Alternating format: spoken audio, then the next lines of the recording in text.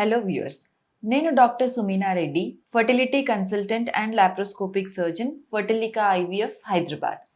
ఇవాళ మనం IVF procedure ఎలా చేస్తారు స్టెప్ బై స్టెప్ తెలుసుకుందాం.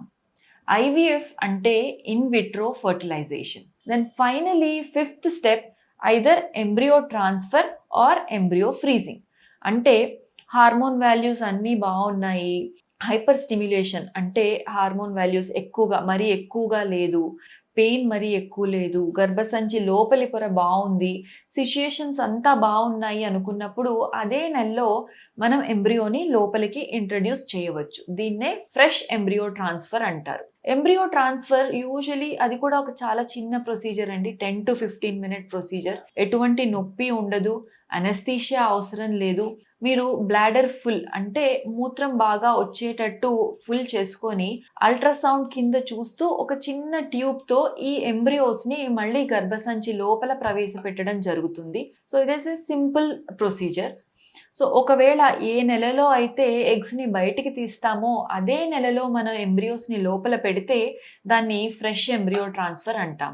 కొన్నిసార్లు ఫర్ సమ్ రీజన్స్ మనం ప్రెగ్నెన్సీకి కొంచెం టైం తీసుకోవాలనుకోవచ్చు, లేదా ఆ నెలలో ఎగ్స్ బయటికి తీయడం ద్వారా ఆ లేడీకి కడుపులో బాగా నొప్పి ఉండవచ్చు, లేదా కొన్నిసార్లు హైపర్ స్టిమ్యులేషన్ అవ్వచ్చు, కొన్నిసార్లు హార్మోన్ వాల్యూస్ సరిగ్గా ఉండకపోవచ్చు, గర్భసంచి లోపలి పొర ఎంబ్రియో లోపల ప్రవేశపెట్టడానికి వీలుగా ఉండకపోవచ్చు.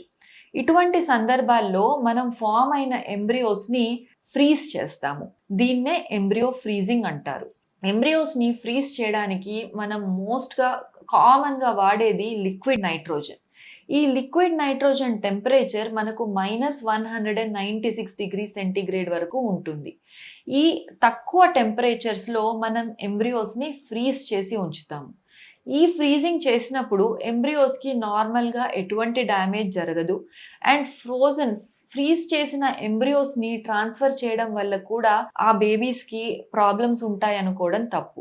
సో సేఫ్గా ఎంబ్రియోస్ని మనం ఫ్రీజ్ చేసుకోవచ్చు. అట్లాగే కొన్నిసార్లు ఎగ్ కౌంట్ చాలా తక్కువ ఉన్నప్పుడు ఎంబ్రియో పూలింగ్ అంటే 1 month సరిపోకపోవచ్చు. సో 1 monthలో కొన్ని ఎంబ్రియోస్ తయారు చేసుకుంటాము, నెక్స్ట్ మంత్లో మళ్ళీ కొన్ని ఎంబ్రియోస్ తయారు చేసుకుంటాము. వీటన్నింటినీ ఫ్రీజ్ చేసి పూల్ చేసి అంటే కలిపి తర్వాత మనం ట్రాన్స్ఫర్కి ప్లాన్ చేసుకోవచ్చు. సో ఇటువంటి సందర్భాల్లో కూడా మనం ఎంబ్రియో ఫ్రీజింగ్కి వెళ్తాం.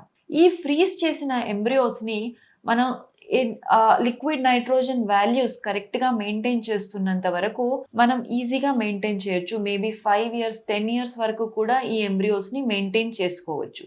ఎంబ్రియో ఫ్రీజింగ్ చేస్తున్నప్పుడు వాటిని కరెక్ట్గా లేబుల్ చేసుకోవడం చాలా ఇంపార్టెంట్. సో ఈ ఫ్రోజన్ ఎంబ్రియోస్ని మనం తర్వాత సూటబుల్ సైకిల్లో గర్భసంచి లోపలి పొర బాగుంది, హార్మోన్స్ అన్నీ కరెక్ట్గా ఉన్నాయి, ఎంబ్రియో లోపల ప్రవేశపెట్టడానికి సిచ్యుయేషన్ అంతా సూటబుల్గా ఉంది అనుకున్న సమయంలో మనము ఫ్రోజన్ ఎంబ్రియో ట్రాన్స్ఫర్ చేసుకోవచ్చు. సో ఈ ఫైనల్ స్టెప్ వచ్చేసి ఐదర్ ఫ్రెష్ ఎంబ్రియో ట్రాన్స్ఫర్ చేయడం లేదా ఎంబ్రియో ఫ్రీజ్ చేసుకొని తర్వాత సైకిల్లో ఫ్రోజన్ ఎంబ్రియో ట్రాన్స్ఫర్కి వెళ్ళడం. ఇది ఐవీఎఫ్లో 5th స్టెప్ లాగా భావించవచ్చు.